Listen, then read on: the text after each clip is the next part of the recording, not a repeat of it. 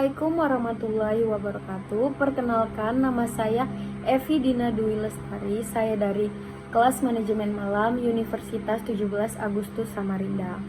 Pada kesempatan ini saya akan menjelaskan materi tentang pengertian ekonomi Islam, prinsip-prinsip ekonomi Islam. Kemudian ada beberapa contoh institusi dalam ekonomi Islam, dan ada juga beberapa transaksi dalam ekonomi Islam. Sebelumnya saya ucapkan terima kasih kepada Bapak Sunarto selaku dosen pengampu ekonomi Islam. Pertama, saya akan menjelaskan pengertian ekonomi Islam. Ekonomi Islam adalah suatu sistem ekonomi di mana dalam pelaksanaannya berlandaskan syariat Islam dengan berpedoman kepada Al-Quran dan Al-Hadis.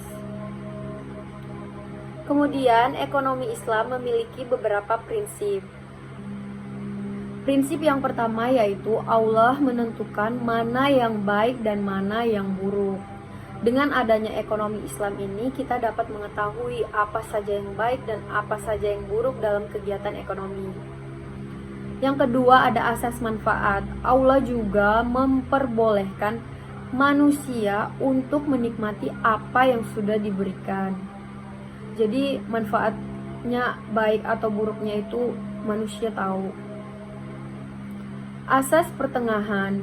Di sini manusia dianjurkan untuk berada pada posisi yang moderat dalam melakukan kegiatan ekonomi. Kemudian yang keempat ada asas kebebasan. Prinsip ini membedakan ekonomi Islam dengan sistem ekonomi komunis.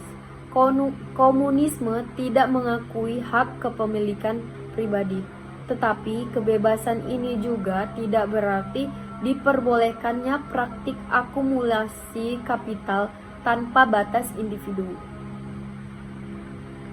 Asas keadilan yang kelima. Keadilan dalam ekonomi Islam menjadi etika dasar segala bentuk kegiatan ekonomi. Dengan asas keadilan berarti tidak ada seorang pun yang bekerja demi memenuhi kebutuhan ekonominya dengan berada di bawah praktik eksploitasi. Contohnya, pekerja harus terpenuhi haknya sebelum keringat kering. Itu artinya upah sesuai dengan tenaga dan pikiran yang dikeluarkannya sebagai tenaga kerja. Kelima prinsip tersebut menjadi pondasi penerapan sistem ekonomi Islam. Kemudian, ada beberapa contoh ekonomi Islam. Ada beberapa contoh institusi ekonomi Islam. Yang pertama yaitu Bank Syariah, dan yang kedua yaitu Baitul Mal. Baitul Mal adalah rumah untuk menempatkan harta rampasan perang pada masa Nabi Muhammad SAW. Pada masa kekhalifahan, Baitul Mal berfungsi sebagai departemen keuangan di mana tugasnya mengelola keuangan umat. Selain beberapa contoh institusi, ekonomi Islam juga memiliki contoh dalam bentuk transaksi. Yang pertama ada syirka atau bisa dibilang dengan kerjasama, ditujukan untuk menggabungkan sumber daya yang dimiliki perorangan atau kelompok demi mencapai tujuan bersama. Kemudian ada mudharabah, dapat diartikan sebagai bagi hasil antara dua pihak, yaitu pemilik modal dan pelaksana. Cara menentukan persentase keuntungan yang akan diterima yaitu bagi hasil. Yang ketiga ada bai al-murabahah. Bisa diartikan sebagai akad yang berlaku untuk mengikat penjual dan pembeli dengan adanya penyerahan kepemilikan antara penjual dan pembeli.